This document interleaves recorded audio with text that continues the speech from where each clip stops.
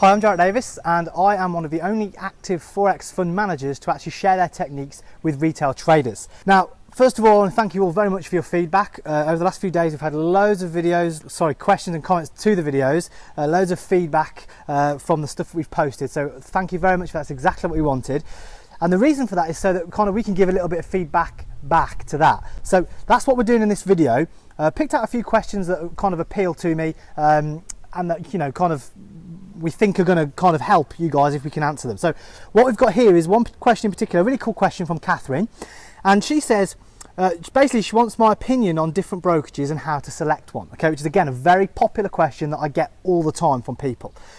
Now she says, I've read some forums saying that both the UK and Australia have had brokerage failures. By that means brokers going out of business, collapsing and taking people's money with it, as have brokers in other countries, of course. And some forum posters saying not to trust Australian brokerages. What do you think of Australian brokerages? Okay, first of all, that's kind of a two-part question. The first part is the fact of brokers failing. Now, this is a very good point, and lots of people, I've heard lots of stories about people getting ripped off, losing their money, or not getting ripped off, the broker just goes out of business and takes their money with it. What can you do to stop that?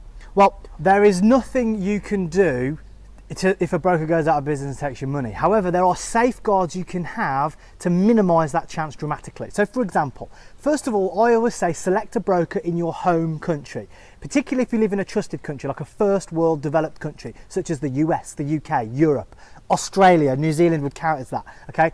Those kind of countries, developed first world countries, have kind of advanced regulatory systems, okay? So they've got regulating bodies that actually do check to make sure whether these companies, these brokers, are playing by the rules. If they're not playing by the rules, they get fined, they get punished, they get investigated. That protects the client. That's the first layer of protection. The second reason is because in those advanced countries, if that's your home country, one of those advanced nations, they've got protection. Now, what do I mean by protection?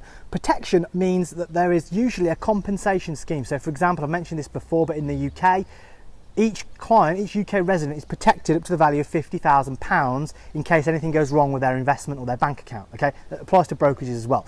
That type of thing gives an extra layer of protection. It just gives you peace of mind, okay?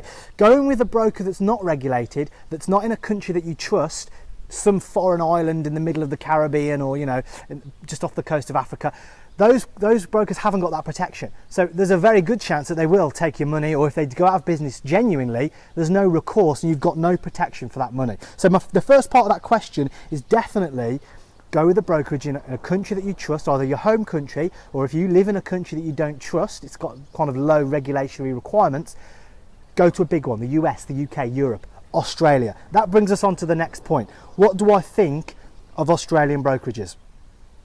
A non-regulated Australian brokerage is as bad as a non-regulated brokerage in the middle of the Pacific Ocean on a little island that you've never heard of, okay? It's the regulation that protects you. So if the broker is regulated in Australia, and you can check their credit rating, if they've got a high credit rating, if they've got, they'll have to have minimum capital requirements, but if they've got a lot of money in the bank basically, and their business is performing well, all this information you can find freely online. Basically, you want to get a solid business that's regulated. That's the key. So my answer to that question about Australian brokerages, there's nothing wrong with Australian brokerages as long as you're selecting the right one.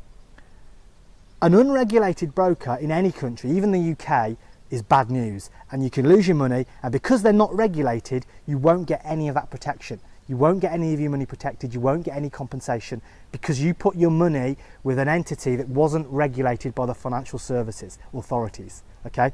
That's the point. So I hope that helps. And again, if you've got any more questions or comments, please keep them coming because we can do videos like this. I'm happy to do videos like this and help you guys. And hopefully, particularly that one there is a big one with the brokers. That's giving you a little bit of insight into how to select the broker. So to summarize that, pick a broker that's regulated, pick a broker that's from a country that you trust, either your home country if you can trust that, if not one of the big first world developed countries, but the regulation is the key thing, and check the reviews.